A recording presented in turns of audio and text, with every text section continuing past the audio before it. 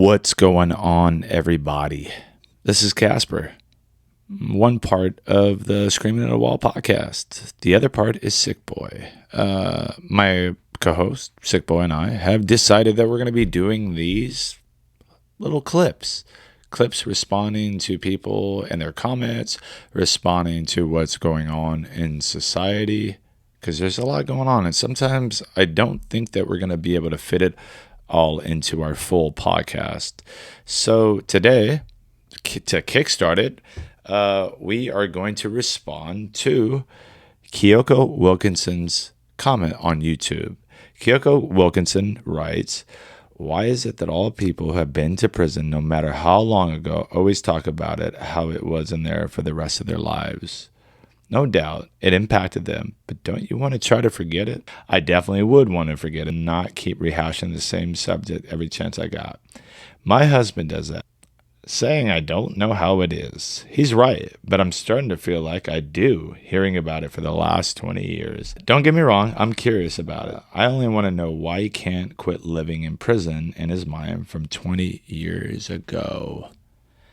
And Kyoko, thank you for your comment. It's appreciated. And I hope you appreciate the response, because I think that you should be actually spotlighting the fact that your husband has been out for 20 years. That's quite a feat. It's not an easy task. If you look at recidivism, percentage-wise, the fact that your husband is still out, it's like him winning the lottery, really. And I don't know exactly your husband's history, what he goes through. I do know that he's talking about it, apparently, and he brings it up.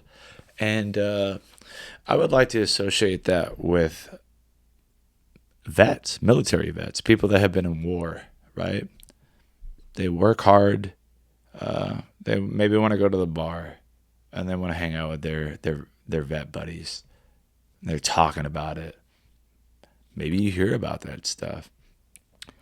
But you have to understand that they went through a traumatic event. They saw people die. They saw people get shot. They went through something that most people will never, ever go through, right? Maybe your husband saw people get stabbed. Maybe your husband saw people get raped. These are traumatic events. These are events that cause PTSD, post-traumatic stress disorder. And I do have news for you.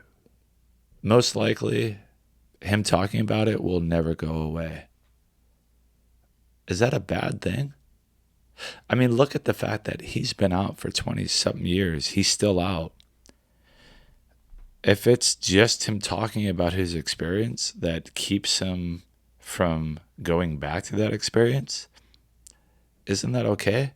Isn't that okay for anybody that has gone through something that, yeah, if he was reliving it, or if he was glamorizing that life, he'd be back there.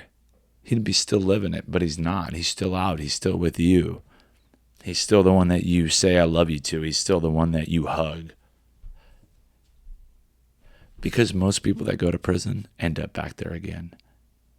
Right? I'm one of the few. My co-host Sickboy is one of the few that has been out, that is still out, that hasn't gone back.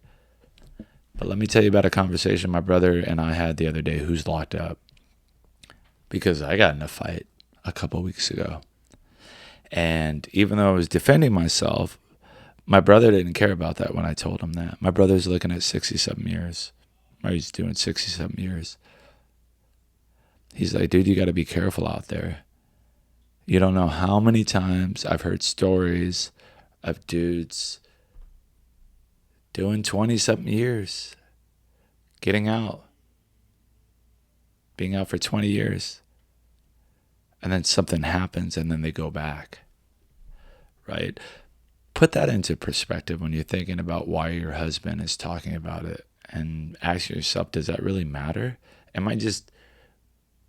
Shouldn't I just be happy that he's still out, right? That's really what matters.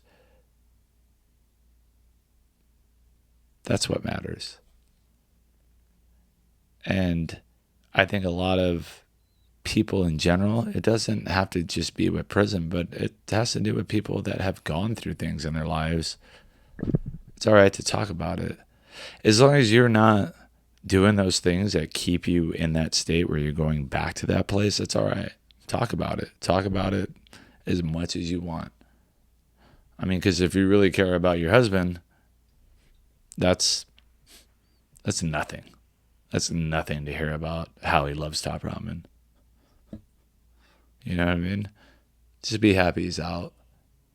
Be happy he's been out for 20 years, that he loves you, that he had that experience and he decided that he didn't want to go back. And maybe you were that reason why he didn't want to go back. I think that says a lot. So internalize that. Think about that. But I do appreciate your comment. And hopefully this has given you a little bit of insight that maybe you didn't have. And I want to say thank you for watching the first clip from the Short Timers clip.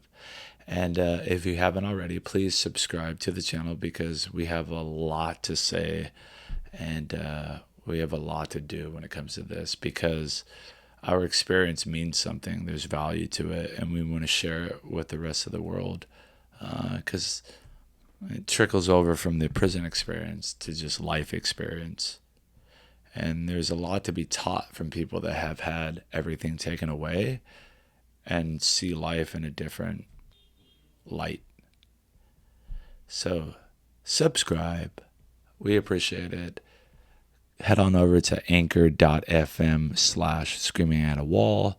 Learn how you can support the podcast. You could subscribe, get a subscription, all that jazz. Thanks. Peace. Yeah, K70283. That's my number. I'm living in the past. I know. Get over it, Kasper. Get over it. Peace.